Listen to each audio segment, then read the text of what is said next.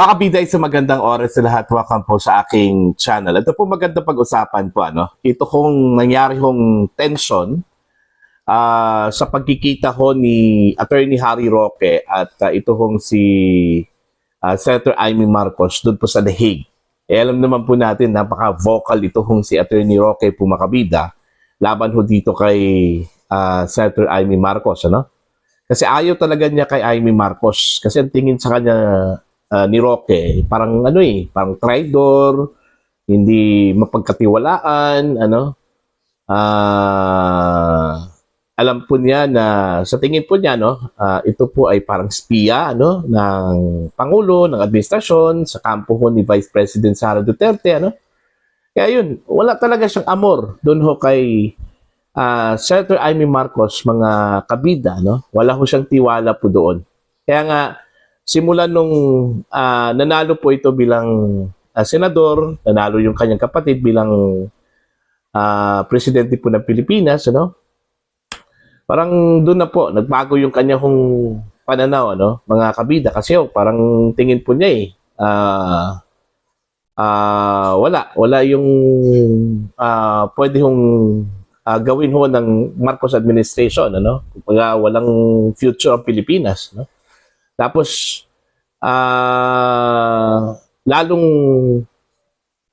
nanggagaliiti sa galit ito kung si Attorney Roque po makabida noong nakita po niya, at nalaman po niya na tuluyan na pong sumama sa Alyansa para sa Bagong Pilipinas, ito kung si Amy Marcos.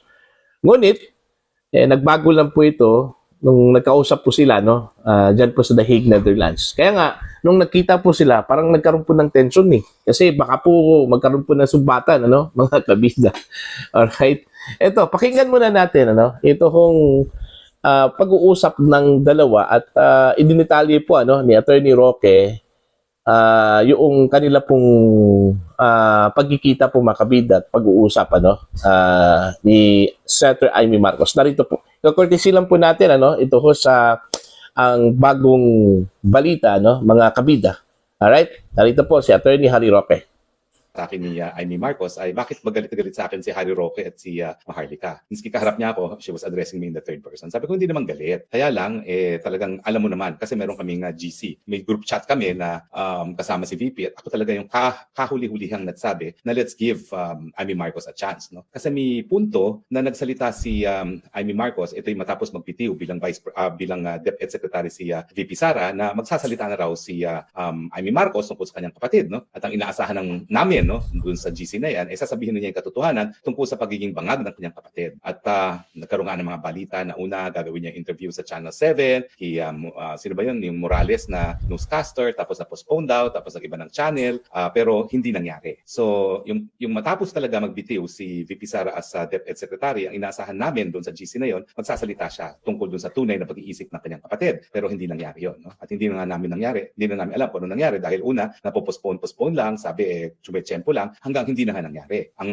unang niyang pagsasalita ay ito ng advertisement para sa eleksyon na ang tunay na nagpapatakbo ng Pilipinas ay hindi Marcos kundi ang Araneta at ang Romualdez. Sa amin naman, sino may kasalanan yun? Ang hinalalang taong bayan ay Marcos. Kung pinapabayaan niya magpatakbo ng bayan ay Araneta at saka ang Romualdez, sino may kasalanan? Diba? Ang pula ay pupunta pa rin kay Junior dahil siya ang presidente at bakit niya hinahayaan yung mga walang mandato para mamuno? The buck stops with him. Pero siyempre, tense. Maski nung unang pagkikita namin na hindi pa kasama si Maharlika doon sa lunch, pero ako naman po, diretso naman ako magsalita. Sabi ko nga sa kanya, ako yung pinakahuli na bumitiw sa suporta sa iyo sa ating GC, hanggang tuluyan nga nagbutuhan at tanggalin na si Amy Marcos doon sa GC na yon. Pero ako, to the very end, I was trying to give her the benefit of the doubt. At sabi ko sa kanya, talaga namang ako, nawalan na rin talaga ng pag-asa sa kanya dahil nakita ko siya doon sa Alyansa Grand Rally sa Lawag na pilit pa niya kinaladkad si Junior para itaas ang kanyang mga kamay. Ang explanation naman niya, kasi that's local politics, sa Ilocos yun. So kinakailangan kong gawin yun para sa mga Ilocano, kailangan kong gawin yun dahil ang anak ko ay governor ng Ilocos Norte. Pero siyempre, ang katotohanan niyan, talagang nung nagsimula ang kampanya, nagdesisyon na ang Amy Marcos. Nasasama talaga siya sa administrasyon. At nagbago lang ang isipan niya matapos makidnap si Tatay Digong. Unang-una dahil siguro talagang iniisip niya na mali yung prosesong nangyari, yung pangingidnap, o di naman kaya bilang isang politiko, nabasa niya yung pulso ng bayan na nagalit ang taong bayan dahil sa ginawa ng administrasyon na pagkidnap at kumampi na siya sa oposisyon. So, whatever the reason is, ang katotohanan niya, nung ako'y nag-give up sa kanya, nung panahon ng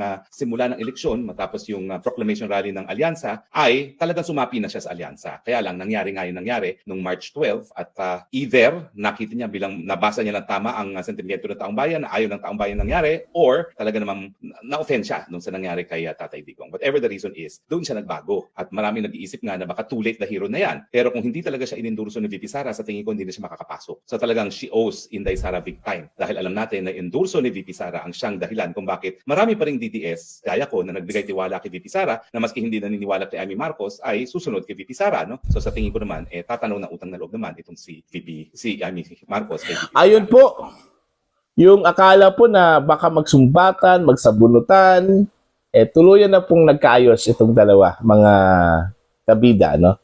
Siguro naintindihan po ni Attorney Harry Roque, ano, yung side po ano ni Senator Amy Marcos, kasi hindi talaga madali, ano. Mantakin nyo, mga kabida, parang ano ito nagkaroon po ng dilema po itong si Senator Amy. Mantakin nyo, kaibigan, ang isa kapatid, ano. Maraming nagsasabi na blood is thicker than water. Ang pipiliin po ng senadora, ito ang kanyang kapatid, ano? Kasi kapatid bunsong kapatid pa po, ano, mga kabida. Tapos itong si Sara Duterte, although magkaibigan po itong dalawa, matalik na magkaibigan, pero iba kasi yung kapatid, kadugo mo yun Pero at the end of the day, ang pinili po ano, ni Senator Amy Marcos, ito kung kanyang kaibigan. Although, hindi naman po personally inayawan po itong si PBBM, ano, yung kanyang kapatid. Siguro difference lang po sila doon po sa prinsipyo, ano, at panindigan po, mga kabida. Okay? Kasi ang kapatid-kapatid pa rin yan, kahit papaano, ano. Okay? Masasandalan pa rin yan at the end of the day, ano. Pero pag-uusapan po, mga kabida, ito kong prinsipyo, ibang usapan po yun. Okay? Pwede hong magbago ang isang tao po doon, ano, mga kabida. Ang pinag-usapan po natin dito, yung katayuan po ng gobyerno. Okay? Katayuan po ng kapakanan po ng mga Pilipino, mga kabida. Which is, ang tingin po ni Senator Amy Marcos, parang malabo Wala na po sa direksyon ito hong Marcos administration. Administration po ng kanyang kapatid, ano? Kaya kumontra po siya dito, ano, mga kabida. Lalong-lalo na po, ano, yung mga issues po na, kumbaga, involve yung administrasyon, ano? Like for example, ito hong issue po ng 2025 national budget. Isa po sa mga vocal, mga kabida, ito hong si Senator Amy Marcos, ano? Okay? Issue po ng corruption, alright? Ito hong issue po sa pag-aresto ho kay dating Pangulong Rodrigo Roa Duterte, ano? Wala hong ibang senador na nakita ko po na very vocal. Ito lang po talagang si Senator Amy Marcos, mga kabida. Katunayan nga, nagkaroon po ng investigasyon yung kanyang committee, ano? Yung Committee on Foreign Relations. At maganda pong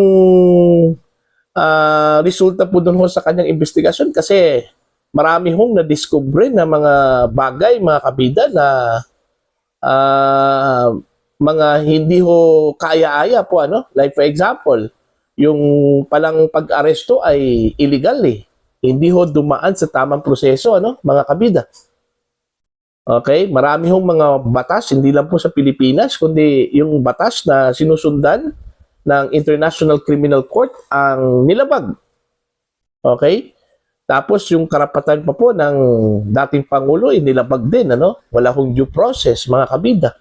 Okay? Tapos nalilito pa yung mga opisyal na humuli po kay Digong, ano? Hindi nila alam kung ano yung kanila pong mga roles po doon. May isa po doon na nagre-represent daw ng Pilipinas, hindi pala otorisado. Parang ganung bagay na parang ano ba, nakita po ng komite na disarrange po, mga kabida, no? Kaya doon po sa findings, ano, sa findings po ng komite, marami hong mga paglabag. In fact, meron ngang recommendation na sasampahan po ng kaso, ano, yung mga opisyal po ng PNP, pati na po yung Justice Secretary, DILG Secretary, ano, mga kabida. may rekomendasyon na sasampahan po ng administrative at criminal charges, ano, dyan po sa Office of the Ombudsman. Kaya ang ginawa po ng Senadora po Macabida, isinumite niya yung kanya hong report doon po sa Office of the Ombudsman para ho sa kanila pong investigasyon, ano? Okay? Yun yung mga bagay po na ginawa po ni Amy Marcos ng siguro ang tingin po ng iba parang hindi kontento, ano? Kasi ho, parang ano na daw it's too late na daw mga kabida, no? Pero doon ho sa sinabi po ni Attorney Roque, ano, naintindihan po niya yon. Kaya nga, nung idinitalya niya yung paano ho nagkaroon po ng lamat yung relasyon po nila ni Senator Amy Marcos hanggang doon ho sa kanila pong pagbati po mga kabida, no? Yun nga naintindihan po ni Attorney Roque yung kanya hong kalagayan. Kaya siguro, nagkaroon po ng magandang pag-uusap ito hong dalawa doon po sa The Hague. Parang blessing in disguise na lang po, ano, yung pagpunta po mga kabida ni Senator Amy doon po sa The Hague. Kasi doon po nagkaayos ito hong dalawang dati hong magkaibigan. Okay? Mga kabida, no? Ito hong si Attorney Roque at Senator Amy Marcos. So sana po, tuluyan na pong ibaon yung mga sama ng loob, ano, mga kabida. Actually, political lang po yan, ano? Political lang po yan, mga kabida. So, I think ito na po yung umpisa na magkaroon po ng solid yung pagkakaibigan po ng dalawa.